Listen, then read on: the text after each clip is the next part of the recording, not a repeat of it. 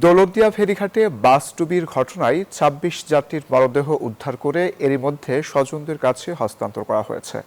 যাত্রীদের দাবি, কর্তৃপক্ষের অবহেলায় বারবার এমন দুর্ঘটনা ঘটছে।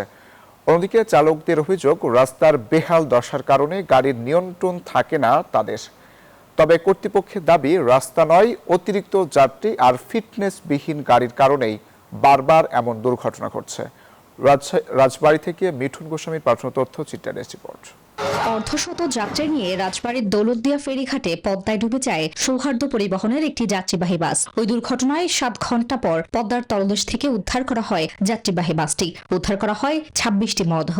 এই ঘটনার পর থেকে যাত্রীদের মধ্যে আতঙ্ক ও ক্ষোভের সৃষ্টি হয়েছে। যাত্রীদের দাবি, ঘাট কর্তৃপক্ষের অবহেলায় বারবার দুর্ঘটনা ঘটছে।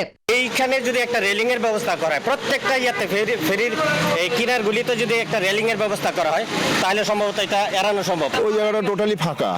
এখন আমার যদি গাড়ি ব্রেক ফেল করে, আমি তো ওইখানে কোনো ব্যারিকেডই নেই, আমি তো সোজা পানিতে গিয়ে পড়বো। পদ্মা সেতু, মেট্রো রেল এবং এলিভেটেড এক্সপ্রেসওয়ে নির্মাণের গর্বিত অংশীদার বসুন্ধরা সিমেন্ট। অন্যদিকে চালকদের দাবি, পল্টনে নামা ওঠার রাস্তার বেহাল দশার কারণে গাড়ির নিয়ন্ত্রণ থাকে না, ফলে এমন দুর্ঘটনা ঘটছে। সেই সাথে বাস ডুবির ঘটনার পর থেকে আতঙ্কে যাত্রীরা আগেই গাড়ি থেকে নেমে যাচ্ছে।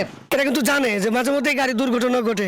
সেই ক্ষেত্রে আধুনিক পল্টন আনিয়ে সেই পল্টনের আধুনিক ব্যবস্থা থাকলে এই গাড়িটা কিন্তু নদীতে সরাসরি পড়তো না। তবে রাস্তার বেহাল দশার অভিযোগ তোয়াক্কা না করেই অতিরিক্ত যাত্রী, মালামাল বহন ও ফিটনেসবিহীন গাড়িকেই দোষারোপ করছেন বিআইডব্লিউটিএ এর এই কর্মকর্তা। আমাদের স্লোপ যথেষ্ট ভালো আছে এবং সকল গাড়ি উঠতেছে। শুধুমাত্র সেই সব গাড়ি উঠতে পারে না যেসব গাড়ির ফিটনেস নাই, পাশাপাশি যেসব গাড়িগুলো ওভারলোড নিয়ে আসে। যেমন একটা গাড়ির একটা ট্রাকের ধারণ ক্ষমতা 10 টন, সে নিয়ে আসছে 30 টন। এই 30 টন গাড়ি তো সে তো নিজে চলতে পারবে না। কর্তৃপক্ষের সঠিক নজরদারিতে দৌলতদিয়া ফেরিঘাটে যাতায়াত নির্বিঘ্ন হবে, এমনটাই প্রত্যাশা যাত্রী ও চালকদের। Desk report, news 24।